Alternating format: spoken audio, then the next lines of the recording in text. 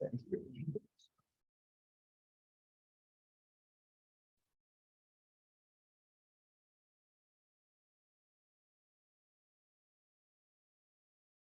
I'm Luke, reading case number 6. I'm Jack. I'm Vivian. I'm Lena. I'm Dylan. So kind of the overview of the case, our case dealt with the time value of money with respect to the lottery. And then it went on to ask questions regarding the lump sum cash payout versus the annuity plan, how discount rates affected those, the validity in terms of advertising the winnings, and then it kind of compares all of that. The reason they have the lottery, it has a lot of economic benefit. That those numbers you see up there are from the Michigan lottery from 1972 when it started to 2015, and then the numbers down below are from the 2016 Powerball jackpot, which broke the record at the time. I believe it's recently was just broke. So it was split 3 ways, and then with after tax, each winner ended up getting 327.8 million. So our first question was whether or not to take the lump sum that's initially offered, or to take your winnings in the annuity form. And so the lump sum would pay out to 327.8 million, and the annuity would end up paying out 376,888 in total, which is a larger amount, but the deal is that the fixed annuity, meaning it's not going to grow every year, so it's going to stay the same. So the future value by year 30 of it is equal to $34,160,248.06, using the inflation rate from the Fed of 2.23%. So by year 30, the payment will only be worth about 52% of its original value, which is why you should take the lump sum, because while it is a smaller amount, it has a higher overall value. And so in order to figure out how much money you receive yearly, we know that the taxes add up to 29.9%. And the payment, as mentioned before, was calculated out to 17.6 million per year. And the taxes added up to that, multiplied by the total payment, means that much goes back to the state and federal government. So that your total take home after taxes would be your payment amount minus your taxes paid. And that should net you this number right here, which is about 12.3 million. Okay, well, I will be dealing with the third questions, which is the discount rate the Powerball lottery used to pay those 3 lottery winners. And overall, each of the lottery winners are awarded by around this much amount of $1 million. And this is only available if those winners prefer to receive a stream of cash flow for over 30 years and with a year of payment around this much $1 million. And if the lottery winners prefer another option, which is they receive a lump sum payment, and the situation can be completely different. And the Powerball lottery will use a discount rate to adjust this much amount dollar for each winner to this much. So there's a kind of a discrepancy between there, and from that we can have the discount rate calculated, and this is the payment each year over 30 years if the lottery winners prefer to receive the streaming of cash for 30 years. And this is the lump sum payment they can get at the time they won the lottery. So I just apply these rate functions to find the discount rate is around 3.41%. So this is the rate the Powerball lottery to use it to pay those 3 lottery winners. Could you go next slide? Thank you. And the state of Michigan, and they advertising that the Powerball lottery, the amount for that prize is $1.586 billion, because each of those lottery winners are awarded around this much. And if we multiply this by 3, we can get around $1.586 billion. And actually, each of those lot of winners didn't get at this much dollars. They only receive this much payments at the lump sum payments at the time they just won the lottery. And so here, what Powerball lottery did is Powerball lottery, they want to use some money. They put that amount of money into an investment to form up a investment for a 30-year annuity, and they get the annual payment back. The Powerball lottery want to use that annual payment to pay their kind of the lottery winners.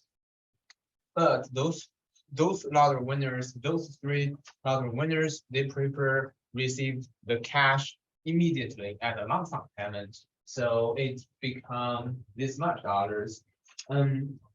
However, I wouldn't say on the advertisement, including future cash flows into the on the advertisement is completely bad options. But at least I think it is okay to include the future cash flows at the current kind of the price amount, but it has to be clearly addressed and mentioned. Otherwise, it can be gonna be super misleading to people. And so, in my opinion, since the state of Michigan does not kind of mention and explain something associated with that, I would say it is unjustified.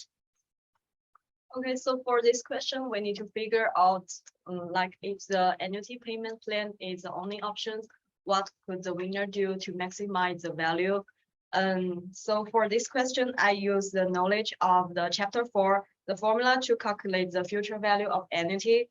So one could start investing the annuities that he receives each year at the risk-free rate of interest is 5%. This would increase the value he receives after the period. So use the yearly payment of 30 years. The cash flow is 528 divided by 30 years. It is 17.6 million. And the risk-free rate of interest is 5%. And the number of year is 30. So you can use both financial calculator and the formula to calculate the future value of the annuity. So it is 1,171 million. In this way, the winner can maximize the earnings by investing each month at 5%, so that all the amounts mature exactly after 30 years. Actually, we have another idealized approach.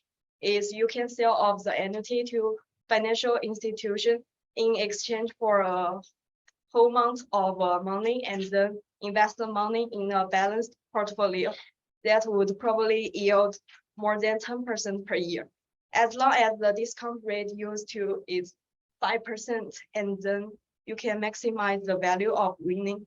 However, this approach is an uncertain assumption, so we didn't put the specific calculations here. We cannot guarantee this way will maximize the more money than the first one, so this may take more risk. So just like with the record-breaking jackpot, you'll see most of the time when doing the choice, the winner will choose to take the lump sum as opposed to the annuity. Like Jack said, you might get more from the annuity, or the number might be bigger. However, with a well-diversified investment portfolio, and making smart decisions, you can end up making more with that lump sum, as well as with time. Time is a risk. Someone were to win, they might not have 30 years left on their life, so they choose the lump sum to be able to enjoy all of their winnings. Additionally, tax rates might go up, so they might end up losing more to taxes. The only benefits to the annuity plan would be a guaranteed income for the next 30 years, as well as control mechanism for someone with poor spending habits. Okay, yeah. And so question 7 was, if the Michigan Lottery would like to give both options an equal chance, the lump sum and the annuity, how would they have to structure it? And it's pretty straightforward. It has to basically just either increase the annuity by more or take the present value of the lump sum at 5%. And that'll get you 270.965 million.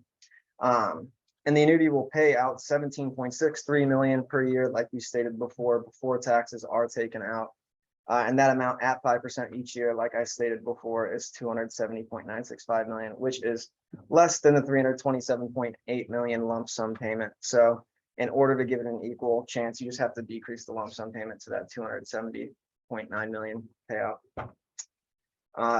And in conclusion, after analyzing the two options, the winners can choose to receive their earnings, a lump sum or annuity. You can clearly see that the lump sum is the better option. And although the annuity is a little bit larger, the money that you get from the lump sum will go a lot further than more money 30 years from now. And you also have to take into account inflation and opportunity cost when taking the annuity, getting a return on the lump sum. Hopefully they're wise enough to invest it, but you just have to take into account those factors as well. Any questions?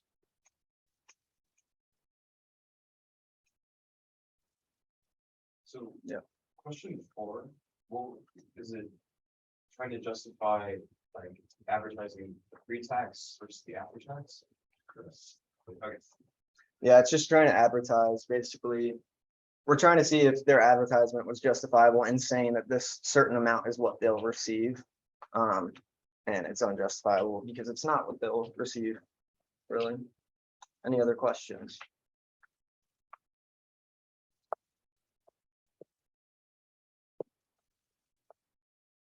So just to clarify, that 327, that's because of taxes. correct. So in my opinion, it is justifiable. I mean, when you look at your salary, an employer says you get this salary, they don't take into account taxes. Have you guys thought about it in that way?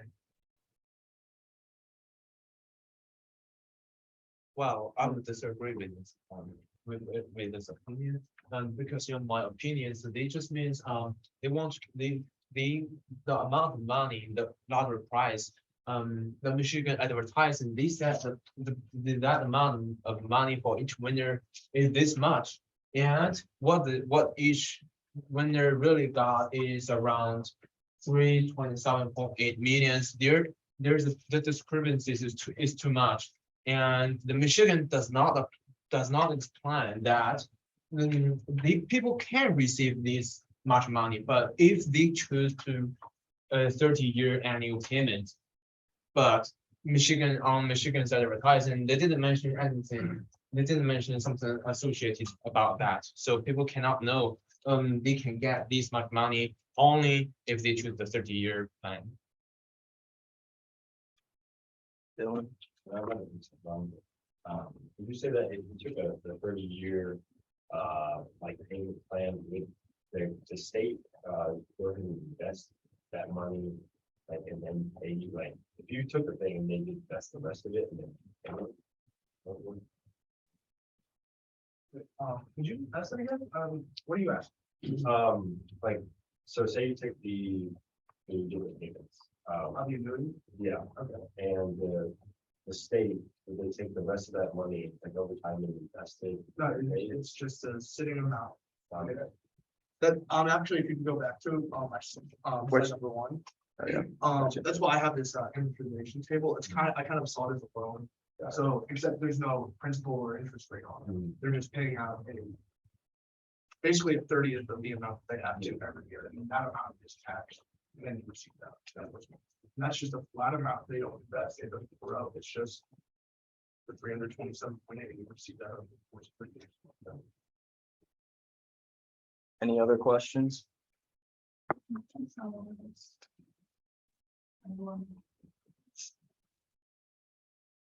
So can we go to question 5? Is why do you need to deviate? Can you explain a little bit more? Like I calculate the cash flow of the each year. It's a 30 years annuity plan, right? So this is the last slide. This is the formula of the future value of annuity in chapter 4, and then to get the future value of the annuity, and then to know the maximized profit of this option. So like, are you trying to say, like, for example, if I understand correctly, like Okay, each year they're getting the amount of money and they're reinvesting and holding it for 30 years, yeah, and that is the way they can maximize money. this is we try to figure out, and I also put up with another idealized approach, but I can't like calculate exactly for it. I think these are two ways I can think. Okay. You are good. Okay, then, good job, so. You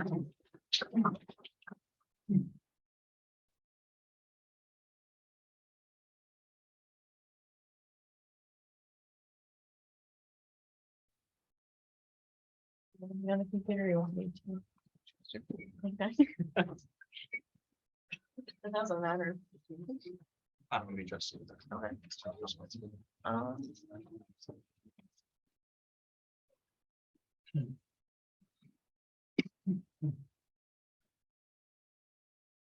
Um, so we had a case study on mortgage decisions and amortization. So basically, the situation was that a couple, Jacqueline and Keith, were trying to buy a home for $300,000. They had a 20% down payment for it, so they came out to a $240,000 loan. They had the option of either having a 15-year loan at 6.25% or a 30-year loan at 7.25%. They went with the 30-year loan because the payment was lower and they had other debt to consider at the time. So for the first question, it was asking about the original payment. So first you had to find the loan amount. And then you had to divide the rate into a monthly rate and convert the length from years to months. So 30 years to 360 months, and with 12 payments per year, that's $1,637.22. So after 5 years, we calculated that the couple would about $100,000 toward their mortgage, and 84% of that would go toward would be applied toward interest. As you can see, this is the 60th installment over there, 84%. A large amount of the payment is applied toward interest in the beginning of the loan because there's still a large loan balance, but as the loan balance decreases, we'll see the amount applied toward interest increase as well. The second option was the 15-year mortgage option with the 6.25% interest rate. That would give us a monthly payment of $2,000.57 or $2,057.81. And that is about $420 higher than the original mortgage payment of $1,600-ish. Although the interest rate is lower, we can see that because the duration of the loan has been cut in half, the monthly payment will still be higher than the original. So similar questions that they asked was for how much total interest would be paid if they did go with the 15-year plan. I used the screenshot here, it doesn't just let you choose, but the total that they would pay is $170. Because of the amount that they would have lost if they had gone with the 15-year plan over the 30-year plan, it's just the difference between those two, their total payment. That's the last screenshot, actually, my bad. That's their total payments for the whole 30 years on the top, and then the total payments for the 15 years on the bottom. So that's the difference that we paid extra on the 15 year. Okay, so for the question 6, is about when the new loan is 90% of the current house value. So how much excess equity can they cash out? And firstly, we need to know how much is left on the loan. So it has been 5 years since they got the loan, and we know the number of the loan, we know the interest rate and the years. So you can use either the Excel PMT formula or the financial calculator to get the monthly payment, which is $1,637.22. And the unbalanced equals the last balance minus the monthly payment. So from the Excel table, we know that after 5 years, which is 16 monthly payments, the balance is $226,509.07. And their equity equals the current value minus the end balance. And from the case, we know that the new loan is 90% of the current value. So at last, their excess available cash equals the equity multiplied by the 90%, which is 115,641.84.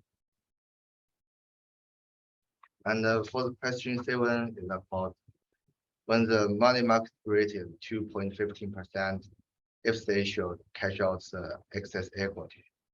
Actually, I don't think they should do that since the money market rate is less than the fixed rate. So if they cash out all the equities, they will get less return.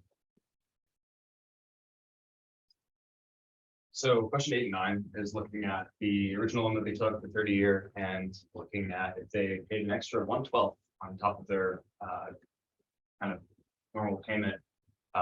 What is that payment and how much sooner would their loan be paid off? So new payment around 1773. So we took the original 1600-ish, add an extra 12 onto it, throw it into an amortization schedule. This is just the snippets. So balance after 5 years, which is another part of the question, it's gonna be about 216,000, which I think later on we're looking at will they refinance after 5 years? So that's a number that's good to know. And then higher payment will of course mean you're paying off sooner at the cost of you're losing more money month per month to pay it off sooner. So less cash now, more freedom in the future. And then the new loan length is going to be about 23.58 years with the higher payments. So basically for this last question, it was asking about refinancing the house. So basically they have the option of 30 years at 3.75% or 15 years at 2.75%. And it was more asking whether or not they should go with the 15-year loan or not, but we evaluated both just to justify the 15-year loan. Basically, as you can see, obviously for a 15-year loan with refinancing, it's going to be a higher payment. But by going with the 15-year loan versus the 30-year refinancing option, they'd be able to save about $90,000 in interest. And if they were wanting to later borrow equity to go into a money market account, as seen in a previous problem, they'd probably want to build equity faster. And the best way to do that would be shortening the loan. Any questions? Yep. So with respect to refinancing option 1, so what will be the interest rate you think gonna makes it in difference between before refinancing or after refinancing option 1? Are you asking for like total interest? There's an interest rate and only certain interest rate, and do you prefer to refinance or not refinance if they're the same? Well, the previous interest rate was 7.25%. So obviously much higher for a loan. And basically doing any type of refinancing in this situation would be better than doing none at all. But you're going to save on interest by doing the 15-year loan. Does that answer your question? Okay.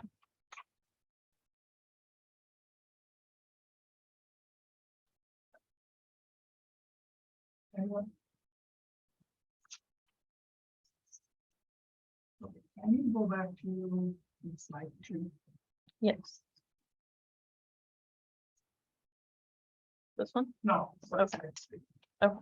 So why did you start with month 0? On the table. Number of installments started with month 0. And that is the original balance, and it's not paying any interest on that. So I guess, yeah, I think this is just the original balance. Amortization schedule. And this would be the other. So I assume. No, if I'm correct, like I read the case again and I find out, did they say that they will start the payment beginning of the month or end of the month? It was never stipulated. Yeah, it was never. Never said. Never. So if never said, assumption is, which is a real practice if you buy a house, when you buy a house. The real practice is you will always start paying your first payment end of the month. So on that case, everything should start from 1, not 0. So what you did, basically, you did a word that is basically beginning of annuity payment rather than ending of annuity payment. So in that case, your interest calculation is not wrong because you actually used your entire first month payments towards equity payment, right? So that should start from year one. Makes sense? Yes.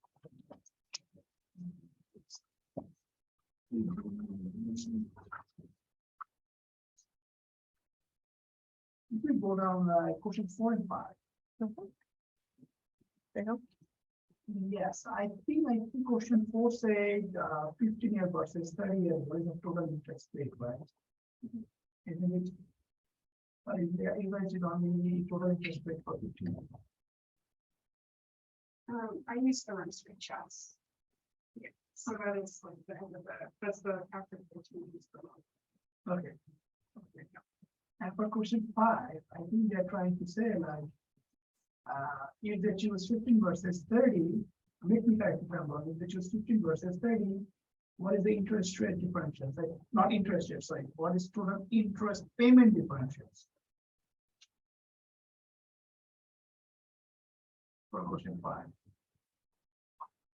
Yeah, that's why I understood. This is the difference between what they would pay with the in interest for 15 years or 3 years. Okay, is that what you want? So I think you're trying to make the difference of total payment, not the total interest payment. That's my point. You see what I'm saying? So.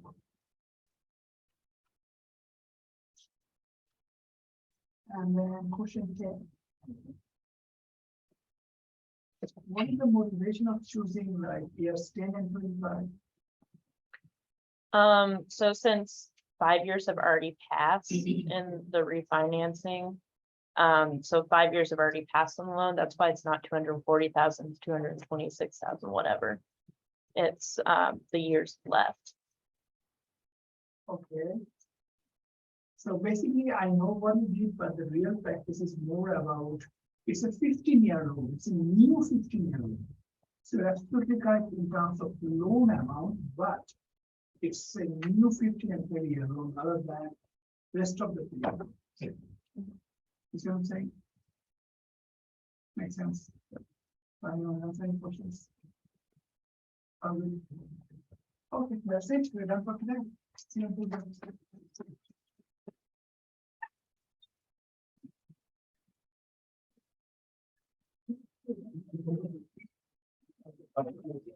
I see you trying to skip. I